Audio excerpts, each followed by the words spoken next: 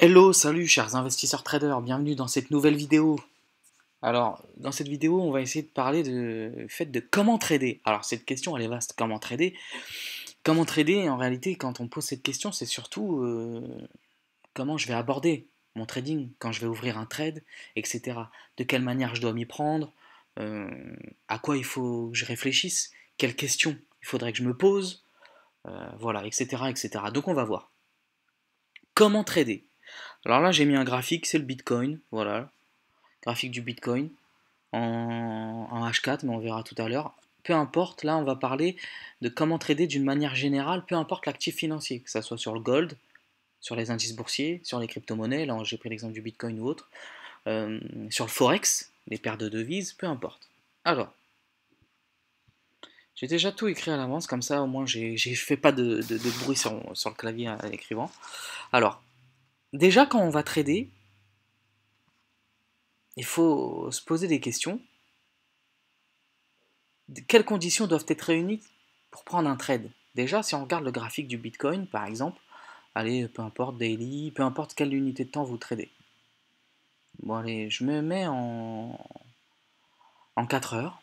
En 4 heures, on peut voir que le Bitcoin, malgré les grosses chutes qu'il a fait les semaines passées, là, il est reparti en 4 heures sur une tendance, on peut dire un peu haussière. Ok? Tendance haussière. Faites pas attention aux indicateurs techniques, là. Regardez uniquement les bougies. Il est sur une tendance haussière en 4 heures. Il peut très bien casser à la baisse, hein, ou repartir à la hausse. Peu importe, on n'est pas là pour ça. Donc, il va falloir privilégier un sens s'il est reparti en tendance haussière. Quand on décide de trader, faut pas trader dans tous les sens. Et ça, je vais le répéter plusieurs fois dans la vidéo. Faut pas trader dans tous les sens. Achat, vente, achat, vente. En fait, j'aborde comment mon trade. Je me dis, je vais trader le Bitcoin pendant les jours à venir ou les semaines à venir, peu importe. Je vois qu'en 4 heures, il est en tendance haussière. Eh bien, je vais essayer de le travailler à l'achat et non pas à la vente puisqu'il est en tendance haussière. Même s'il pourra redescendre, hein. Mais je vais privilégier les achats. Même si c'est possible de le vendre à certains moments, de trader à la vente et de faire peut-être même des gains, des trades gagnants. Mais quoi qu'il arrive, soit je prends la décision de ne faire que des achats dessus, et si je prends la décision de le vendre, même si je fais des achats plus bas, eh bien de le vendre dans une plus petite position, par exemple, avec une taille de position plus petite que les achats. Voilà, moi c'est comment j'aborderai les choses. Euh, voilà, par exemple sur une unité de temps 4 heures. Donc je prends la décision de, de ne faire que des achats sur le Bitcoin tant, par exemple, tant qu'un certain niveau n'est pas cassé. Par exemple, je décide que tant que le niveau en dessous de cette moyenne mobile, c'est la moyenne mobile 200 en 4 heures, n'est pas cassé à la baisse en clôture en 4 heures, mais je n'essaierai de faire que des achats dessus sur des bons prix d'entrée, des bons supports. Vous voyez, à partir du moment où le Bitcoin il arrive en dessous, je me dis stop les achats, je vais voir soit pour le vendre, soit pour ne rien faire et attendre qu'une meilleure configuration se produise, se mette en place pour rechercher à l'acheter. Vous voyez, là je parle en mode trading, on n'est pas en mode investissement, en mode trading pur et dur. Ça c'est la première chose. Ensuite, qu'est-ce qu'il faut que je me dise aussi? C'est avoir une stratégie précise, soit une stratégie d'achat, soit une stratégie de vente sur l'actif en question, là, en l'occurrence, le Bitcoin. Pardon, savoir où et comment intervenir. Oui, parce que je décide de faire que des achats sur le Bitcoin. Mais je vais acheter là comme ça, au milieu de nulle part, dès que le prix il est là, bon, j'achète et puis c'est tout. Comment je vais prendre mes profits si j'en ai, ou prendre mes pertes si j'en ai. Donc, non seulement j'ai décidé de choisir un sens, mais après il faut que je me décide de quand je vais ouvrir le trade. À partir de quel prix je vais me dire, là c'est bon, je vais pouvoir acheter. Ben, par exemple, allez, par exemple, euh, là c'est vraiment grosso modo, on voit qu'il y a une zone là de support à peu près. Ça peut être sur différentes choses. Il y en a une ici qui s'est dessinée. En plus de ça, j'ai une moyenne mobile, j'en ai même deux là. Donc je me dis peut-être, allez, si on y retourne, entre 42 000 et 41 000, grosso modo, hein, parce que c'est le Bitcoin, en plus c'est des grandes variations, entre 41 000, j'ai une bande, le bas de ma bande de Bollinger en plus qui est en dessous, en 4 heures. Alors, entre 41 000 et 42 000, je vais essayer de faire des achats. Ok, très bien, mais c'est nickel, j'ai le sens, acheter, et je sais à peu près où est-ce que je vais essayer d'intervenir. Ok. Ensuite, la question que je vais devoir me poser, c'est quel type de signal, je ne l'ai pas noté là, mais c'est pas grave, quel type de signal vais-je attendre lorsque le prix va arriver ici pour entrer en position? Quel type de signal? Donc, une fois que le prix arrivera ici, je me dis, bon, ok, soit j'attends un break de bougie ou une englobante de bougie précédente sur une certaine unité de temps, en 15 minutes par exemple, ou en 1 heure, soit j'attends que ma moyenne mobile 7 elle soit breakée, c'est-à-dire cassée à la hausse en 15 minutes ou en 30 minutes, peu importe, ça va être chacun en fonction du type de signal et d'unité de temps qu'il préfère. Ou sinon, là j'ai pas d'indicateur d'installer, par exemple j'attends un croisement en 15 minutes ou en 5 minutes lorsque je serai dans cette zone de prix là ou là un peu plus bas. J'attendrai que par exemple l'indicateur MACD ou stochastique croise à la hausse. Et une fois qu'il croise en 5 minutes ou en 15 minutes, eh bien je prendrai le trade. Ok, c'est très bien. Donc là on a vu, j'ai le sens prioritaire à l'achat. Ensuite j'ai la zone de prix dans laquelle je vais essayer d'intervenir. Et ensuite j'ai le signal que je dois déterminer. Je vais attendre tel signal une fois que ça a touché ce prix-là. Je vais attendre tel signal pour rentrer en position. Ensuite, il faudra choisir, il faudra déterminer aussi où est-ce que je vais placer mon stop loss, où est-ce que je vais placer mon take profit. Voilà comment on peut aborder le thème de comment trader. Où placer son stop loss, où placer son take profit, ça peut faire partie du sujet, mais ça peut faire aussi l'objet d'un sujet à proprement dit, d'une vidéo à proprement dit que je ferai aussi avec le temps. Donc, je ne vais pas l'aborder là. Mais quoi qu'il arrive, quand on entre en position, il faut savoir où on va prendre ses profits, ou une partie de ses profits, et où on va prendre ses pertes si le trade part dans le mauvais sens. Okay, voilà ce que j'ai noté aussi qui est important. Ça, c'est important, les amis. N'hésitez pas à le noter, ou même si vous voulez les PDF, je vais essayer de les mettre à disposition, il n'y a pas de souci, c'est gratuit, il n'y a pas de problème, soit sur le site internet ou autre, vous me demandez, je ne sais pas, je verrai. Ne pas penser que le marché va aller à tel prix, c'est-à-dire, des fois j'en vois, bon peu importe, on n'est pas là pour casser du sucre, chacun traite comme il veut, c'est pas le souci. Hein. Là, le Bitcoin, il est à, allez, 42 500 dollars, grosso modo. Ok, très bien. 42 500 dollars. Et je me dis, ah bon, bah là, il va aller à 43 800. Allez, il va aller à 43 800 dollars. Vous voyez, très bien, j'aurai peut-être raison, tant mieux pour moi, mais si j'ai tort. En fait, il faut essayer d'éviter de penser, le Bitcoin ou l'actif en question, il va aller à tel prix, il va monter à tel prix, ou il va descendre à 30 000 dollars. On aura peut-être raison, mais on aura peut-être tort aussi. Donc le but, c'est ce que j'ai mis là. Le but, c'est pas de savoir où le prix va aller, où le marché va aller. Il ne faut pas essayer de penser là où il va aller. Non. Mais plutôt, et c'est ça vraiment le plus important, c'est le fait de savoir quoi faire quand le marché arrivera à tel prix. Vous voyez? Et c'est là toute la différence. Ce n'est pas de savoir, là, il est à 42 400 dollars. Ce n'est pas de me dire, il va aller à 50 000 ou à 30 000. Non. Peu importe ça.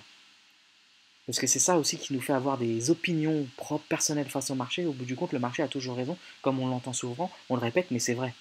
Le but n'est pas de savoir où il va aller. Le but est de savoir quoi faire au moment où le Bitcoin sera à 40 000 dollars ou à 50 000 dollars. Vous voyez? C'est là toute la différence. Et justement, savoir quoi faire quand le marché sera à tel prix.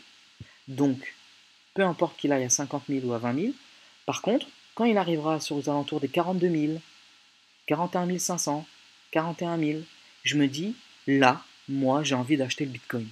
Peut-être que je vais faire une erreur. Peut-être que mon trade sera perdant. Peut-être que mon avis sera faux. Et peut-être il sera vrai aussi, peu importe. Mais je me dis juste, là, c'est une bonne zone de prix pour l'acheter sur du court terme, par exemple, ou du moyen terme, ou du long terme, peu importe comme on fait sur du swing, etc., dans notre type de trading. En tout cas, c'est de me dire, là, le Bitcoin, quand il arrive par là, dans cette zone-là, à mon avis, moi, je vais privilégier les achats. Et pas pour me dire, ensuite il va aller jusqu'à 45 000 ou 50 000 dollars, non, pour me dire, je vais essayer de prendre une partie, voilà, arriver à tel prix, je vais prendre profit un petit peu, au moins la moitié, etc. Mais quand il va arriver là, je vais prendre des achats. Pareil, tout comme quand il va arriver par ici, bon, je me dis, allez, après, grosso modo, entre 45 000 et 46 000 dollars, je me dis, peut-être que là, ça serait bien de le vendre. C'est un exemple parce que là, par exemple, le Bitcoin, quand il arrivera ici, j'aurais pas envie de le vendre, vous voyez. Mais c'est pour vous dire. Quand il arrive ici, j'ai une zone, donc je me dis, à ces prix-là, ça devrait réagir, donc je me dis, je vais plutôt chercher des signes vendeurs et non pas des signes acheteurs une fois qu'il est ici. Et je vais encore moins me dire, je vais essayer de le vendre pour qu'il aille, parce qu'il va aller à 30 000. Non, non, faut éviter de penser, il va aller ici ou il va aller là. Juste, tout simplement de penser, une fois qu'il sera ici, je vais essayer d'intervenir, d'ouvrir un trade à l'achat ou à la vente, parce que pour moi, c'est ce qu'il va faire. C'est dans le sens où il va aller. Vous voyez? C'est là toute la différence de l'approche du trading, l'approche de marché financier, et donc ça va aussi être important pour notre psychologie personnelle. Et la psychologie, c'est vraiment la partie la plus importante en trading. Ça fera l'objet aussi d'une autre vidéo. Donc, cette phrase-là, elle est importante, hein, c'est la plus importante pour moi. Savoir quoi faire quand le marché sera à tel prix. Et non pas de penser que le marché ira à tel ou tel prix. C'est ce que j'ai dit aussi au début, trader dans un sens majoritaire et pas dans tous les sens. Pas, allez, j'achète, je vends, ça prend 30 points, je revends, ça perd 40 points, j'achète. Ça sert à rien de faire 15 000 trades par jour dans tous les sens, de rester, et c'est la dernière phrase aussi, rester focus sur le plan qu'on met en place, sur euh, le plan ou la stratégie, vous voyez, avoir une stratégie précise, le plan, c'est pareil, qu'on a mis en place. Par exemple, là sur Bitcoin, ma stratégie ou mon plan, c'est d'acheter quand le Bitcoin sera là. S'il n'y arrive jamais, ben, je ne ferai rien tant qu'il n'arrive pas à d'autres prix que je considérais comme soit utiles à vendre ou à acheter. Donc d'avoir son plan. Quoi qu'il arrive, il y aura toujours, quand on ouvre un trade, toujours, et c'est comme ça aussi qu'il faut aborder le trading, à force, avec l'expérience, on s'en rend compte de plus en plus, il y aura toujours des avis contradictoires. Soit des avis sur les réseaux sociaux, d'autres traders, d'autres personnes ou autres, soit des avis même personnels. Quand on regarde le graphique, je me dis que je vais acheter là, mais si je passe sur une autre unité de temps, quand j'irai acheter là, peut-être que en face, j'aurai des moyennes mobiles. Je vais acheter là, mais en face, imaginez le prix arrive ici, je rachète, mais en face, en 15 minutes, j'aurai des moyennes mobiles qui vont me faire barrage. Donc je vais sûrement me dire, ah bah non, vaut mieux pas acheter, vaut mieux vendre. Mais là, après, je me perds dans mon plan. Et là, je ne suis plus du tout focus sur mon plan. J'ai un plan de base, en unité de temps 4 heures par exemple. J'attends que l'actif, le Bitcoin, arrive à tel prix, et je décide de l'acheter. J'attends un signal pour le faire. Je place ensuite directement mon stop loss et mon take profit, mes TP, et puis c'est tout. Après, de se dire, oh, j'aurais mieux fait de vendre, oh, j'aurais mieux fait d'acheter. Voilà, on n'en finit plus. Il faut suivre sa stratégie initiale. Et ensuite, comme on dit, c'est le marché qui décidera. Il y a une autre chose aussi, c'est que on ouvre un trade, son trade, comment trader, ben, il part dans le mauvais sens. Mais le stop loss, il n'est pas touché. Alors souvent, des fois, il vaut mieux fermer son trade avant le stop loss touché, parce qu'au bout du compte, il va fermer son stop loss. Il aurait touché le stop loss. Mais des fois, on se rend compte aussi qu'une fois le trade ouvert, bien, le stop loss, il n'est pas touché, même si c'est un peu en perte latente. Et après, hop, le trade part gagnant, dans le bon sens. Comme quoi, il faut bien choisir, bien placer son stop loss et le respecter. Ne pas le déplacer. Respecter sa stratégie, même si le stop loss est touché, et que j'ai un nouveau signal dans la zone pour l'acheter, eh bien, je prends ce nouveau signal avec un nouveau stop loss et un nouveau TP que je placerai. Vous voyez, c'est respecter. Une fois qu'on a un plan, une stratégie, on ouvre un trade, respecter sa stratégie globale, le sens d'achat, mais respecter la stratégie sur le trade en question. Chaque trade est différent, chaque trade est unique. J'ai décidé de mettre un stop loss et un TP pour le trade que je viens d'ouvrir, je vais essayer de les respecter au maximum et de ne pas les changer. Comprenez? Ça, c'est important. Voilà, dans cette petite vidéo, j'ai essayé de quelques minutes, comment aborder le trading, comment aborder un trade, comment trader. En réalité, c'est ça. Quand on trade, essayez d'avoir ces conditions remplies. qui sont remplies.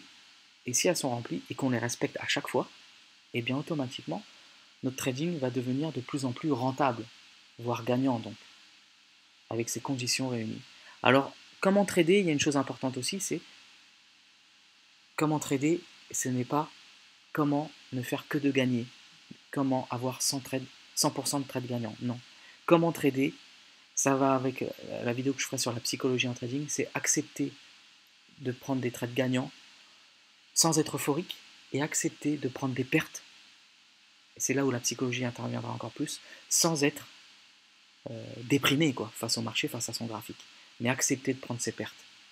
100% de trade gagnant, ça n'existe pas. Ou sinon, à force, eh bien, on sera dans le rouge et le compte, bah, il va finir à zéro, le compte de trading. Voilà pour la petite vidéo, comment trader ou comment aborder son trading. Après, moi, c'est comment je l'aborde. Hein. Je ne suis pas conseiller financier, etc. De toute façon, là, je ne donne pas de trade, donc je ne donne pas de conseils d'investissement non plus. C'est uniquement euh, euh, tiré de ma propre expérience personnelle, de ce que j'ai pu aussi apprendre en me formant, etc. Et pour moi, ce sont des choses principales, même s'il peut y avoir d'autres choses, etc. Mais en soi, pas besoin de lire 15 000 livres, 10-15 livres sur le trading. En réalité, comment trader aussi, c'est en tradant. Comment apprendre à trader en tradant. Peut-être en prenant des petites tailles de position avec un compte démo à la base, même si ça sert à rien de rester 2 ans dessus. Avec un compte réel, en prenant des petites tailles de position, en essayant de travailler sa stratégie, etc. De la mettre au point.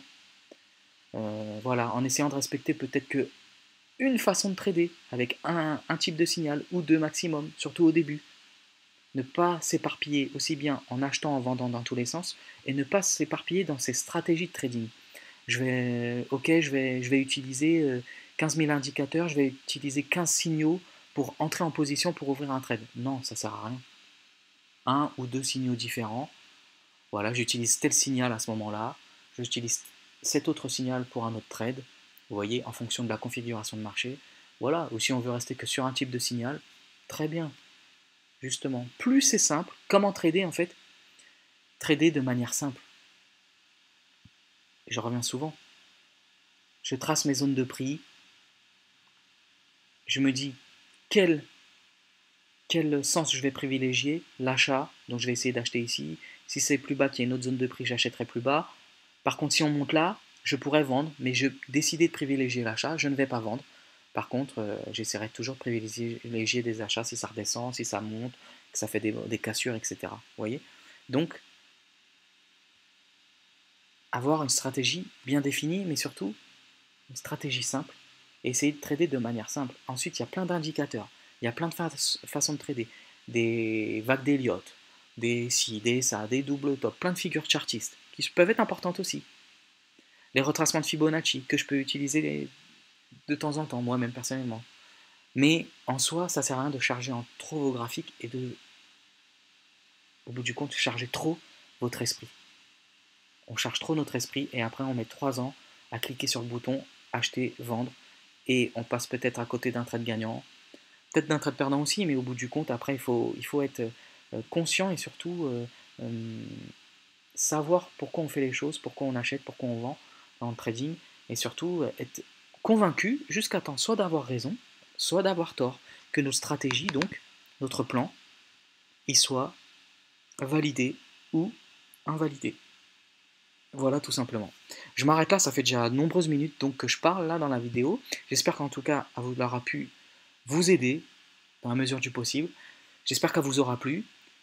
Toujours force et courage face au trading, à l'investissement sur les marchés financiers. N'hésitez pas, le canal Telegram dans la description, like, abonner, etc. On s'abonne, on sonne la petite cloche. Bon, comme toujours, tout le tintouin. Je vous dis merci beaucoup. Allez, à ciao, bye bye.